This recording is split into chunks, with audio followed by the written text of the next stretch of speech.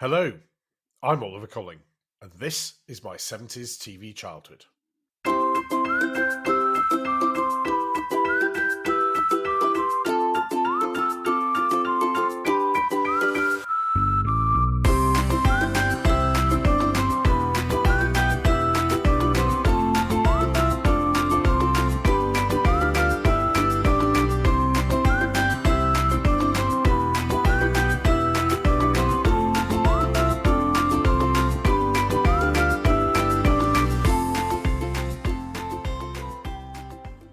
Hello again, and welcome back to my 70s TV childhood. We are the podcast which remembers what it was like to grow up as a child in 1970s Britain and take a special interest in the role that television played in our lives then. It's good to be back with you again, and I hope we can bring back some happy memories of the 1970s. The time of my childhood is one that's not dwelt upon as much by the mainstream media as I think it should be, so there's plenty for us to get our teeth into. Thanks, as always, for your comments and memories. I received mostly kind words from people who are listening not just in the UK, but throughout the world. So wherever you're listening to this episode, thank you for joining us. If you'd like to share your memories with me, you can do so on our blog, www.my70stvchildhood.com, tweet at 70stvchildhood, or email me, oliver@my70stvchildhood.com. For those of you who listen to new episodes on their release, we're going to carry on releasing new episodes every fortnight, at least for the next couple of episodes, before getting back to our weekly release routine. The main reason is that my recording schedule has been interrupted by a bout of COVID-19, from which I'm now fully recovered, I'm glad to say, but it means that I'm playing catch-up with scheduled interviews and so on. If you're binging episodes to later date, my COVID reference will demonstrate how easily contemporary references age in popular culture terms, so should normally be avoided in broadcast. Anyway, on to today's memories.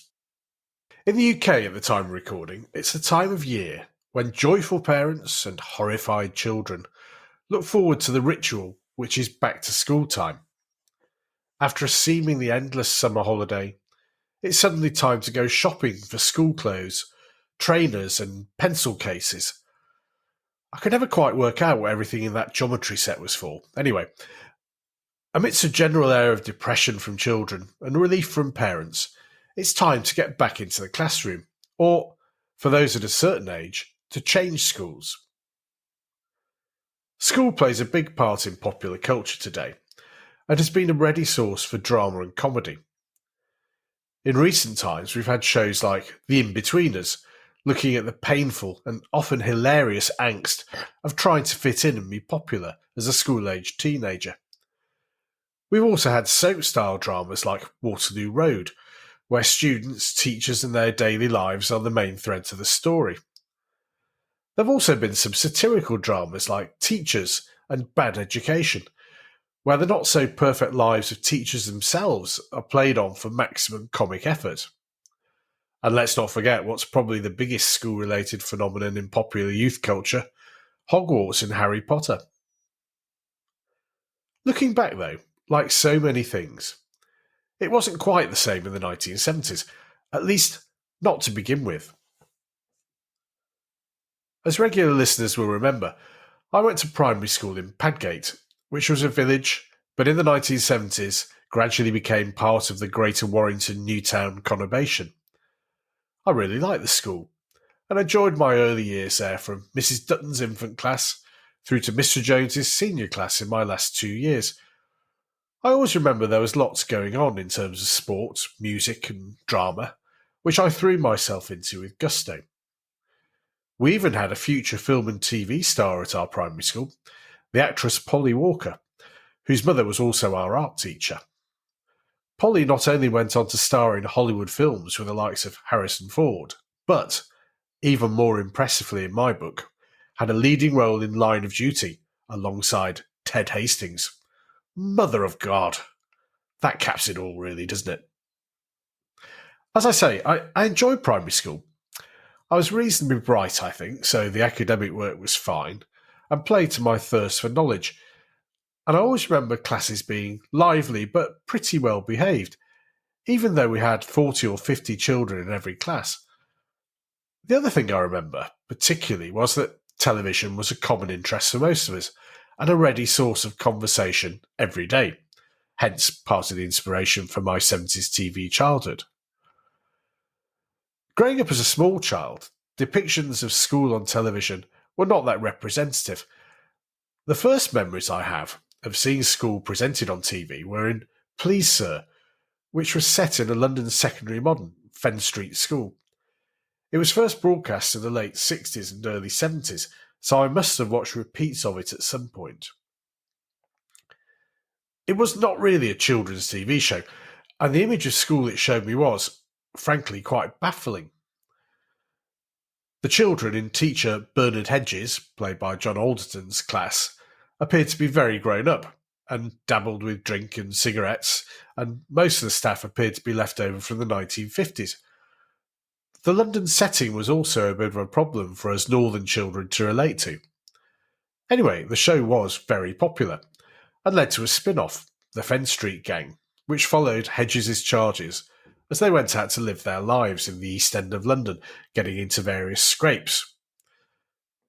At the other extreme, we had portrayals of school life from Enid Blyton adaptations and from Dickens' classic serials, which, once again, didn't appear to be very relevant or representative.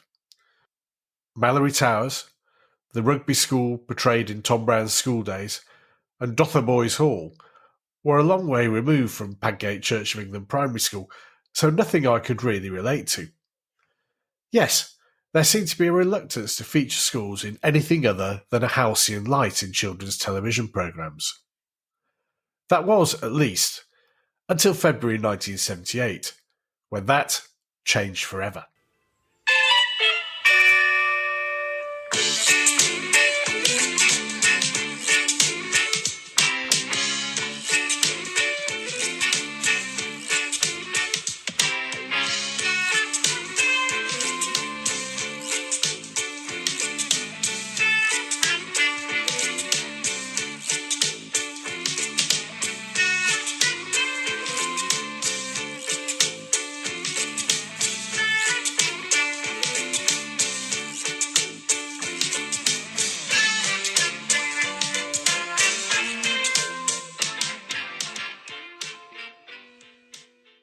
I remember the first episode of Grange Hill vividly.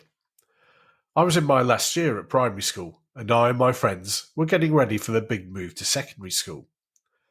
I had never seen anything on kids' TV like it in my whole life. Even the opening comic-style animations featured fighting, bullying, and the famous sausage being taken from a boy's plate. Immediately, my attention was grabbed. The first episode featured a group of 11-year-olds, like me, on their first day at a new comprehensive school, Grange Hill. We were introduced to would-be Jack the Lad Tucker Jenkins, played by Todd Carty, sassy Trisha Yates, played by Michelle Herbert, posh boy falling on hard times Justin Bennett, played by Robert Morgan, and, most memorably, Benny Green, played by Terry Sue Pratt, around whom many of the most powerful early storylines were based. These young children were shown not wanting to go to school. They were arguing with their parents and being rude to their teachers. Nothing like this had ever been seen on children's television before. It's hard to imagine now, but the programme was hugely controversial and generated lots of column inches in the press at the time, debating whether this was suitable viewing for Britain's children. Regular listeners may remember our guest, Tim Worthington, who referred to this in one of our earlier episodes. I remember a lot of kids who, weren't that restricted in terms of watching TV, weren't allowed to watch Grange Hill. Yeah, that's right. My mother was a teacher in a tough comprehensive in Liverpool and never saw a problem with Grange Hill. I think she saw worse misbehaviour every day and had to deal with it. And we were never, ever prevented from watching it. And it was always strange when, other children would be around and they would be asked, are you allowed to watch Grange Hill at your house? And if they weren't, we weren't allowed to. And that was That was always a burning injustice. I really resented that. You can hear a lot more from Tim in our episodes on The Sunday Gang, and also I Do Have a Wooden Heart, which feature the BBC's Pinocchio adaptation, and also more at timworthington.org. Yes, like Tim, several of my school friends were not allowed to watch Grange Hill. It was allegedly subversive and promoted bad behaviour in schools, which undermined the authority of teachers, which was seen as really, really important. Yes, really, even in the late 1970s. With hindsight, we shouldn't be surprised, as Grange Hill was created by the great Phil Redmond, who went on to bring us the legendary Brookside in the 1980s, which was much beloved by northwestern teenagers of the time. Apparently Redmond had been trying to get Grange Hill made for several years before the BBC decided to take a chance and commission an initial run of 9 shows. The impact of the show was immediate. Next day at school, my friends and I were incredulous. Did you see that new programme yesterday? Those who had watched it were asking each other. And for those who hadn't watched it, it became the must-see new TV show. Well, apart from those who were just talking about whose parents had decided it was not suitable viewing for their youngsters. That initial rough edge was even satirised in The Young Ones, when, if you remember the sketch, Hippie Neil's parents asked why he couldn't have been in a nice programme like Grange Hill. So that's settled then. We'll organise a protest against school uniforms. Great. We can use the banners left over from the last protest we organised so that racism wouldn't be an issue in this school. Good. Then that's what we'll do. I'll get Mucker, Trucker, Ducker and Sucker. You get Spaz. But I am Spaz. Oh, well, I better get Spaz as well then. But we've got to hurry. Oh! Sorry, Mr Liberal. We were in a hurry. And on you pair of young scruffy tearaways. Don't you realise the way you act is influencing millions of children to talk Cockney and be insubordinate? Oh, come on, sir, don't be silly. We're the only kids in Britain who never say... It was also rather scary.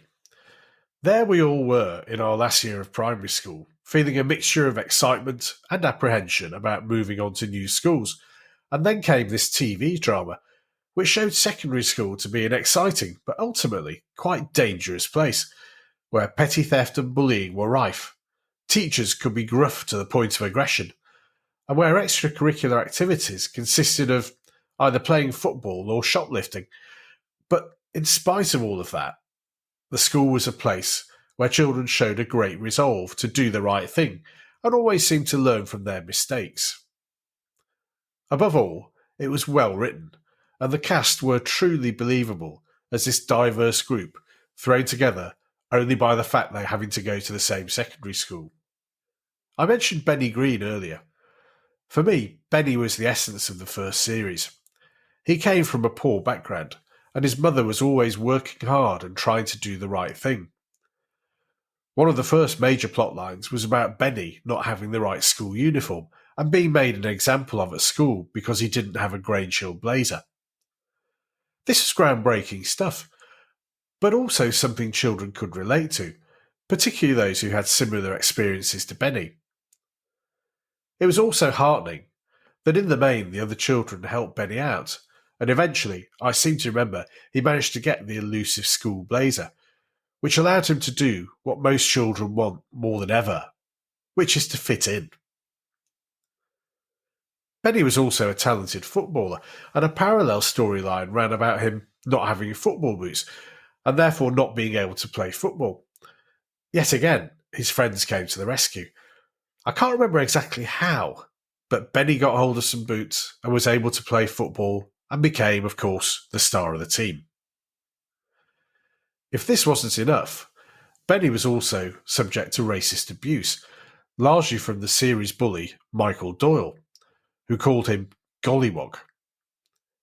Now, yet again, this was a first on children's TV, putting racist behaviour right at the centre of a programme set in a school.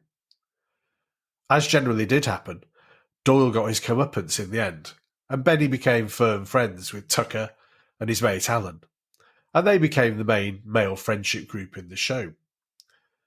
Similarly, the trials and tribulations of the rebellious Trisha Yates made sure there was a strong central female character, and, like the other plot lines, there was some serious stuff in there about growing up, as well as lots of comic incidents along the way.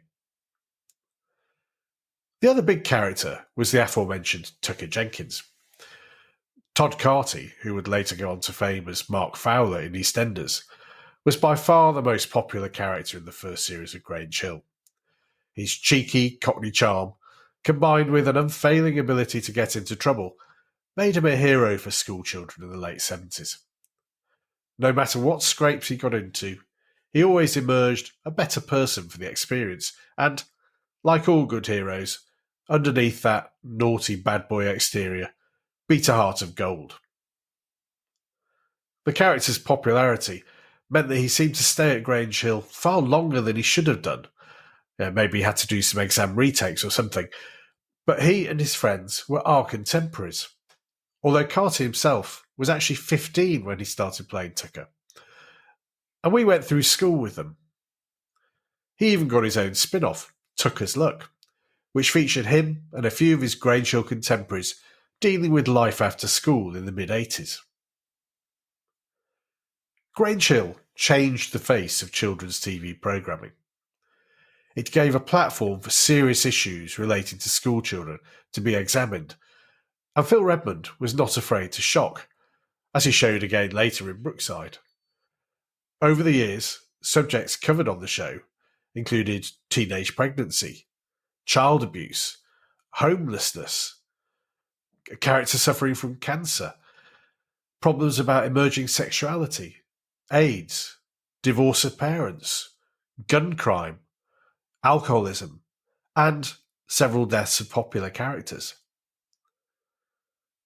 The most famous Hard Edge storyline, broadcast in the 1980s, followed the descent of one of the most popular characters, Zamo Maguire, from ordinary student to heroin addict.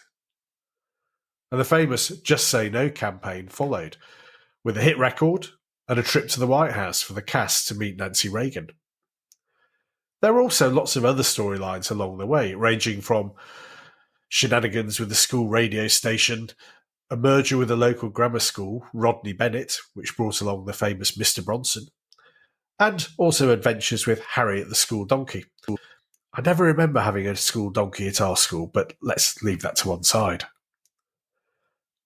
Grange Hill ran for 30 years, until 2008, and over hundreds of episodes, and it became a staple part of British children's television.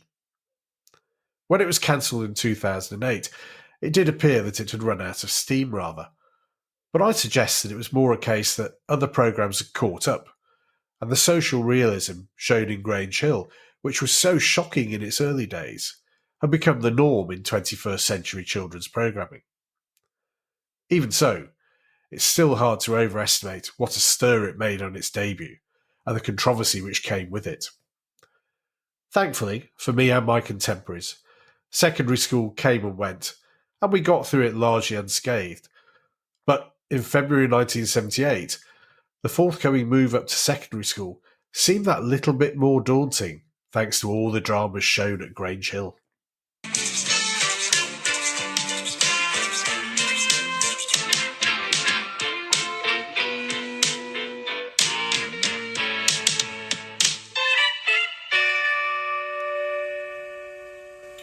Were you one of those not allowed to watch Grange Hill?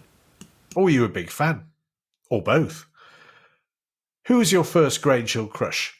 Obviously, like many of my age, Trisha Yates for me. Let me know on our blog, www.my70stvchildhood.com. Tweet at 70stvchildhood. Or you can email me, oliver@my70stvchildhood.com. That's all we've got time for now.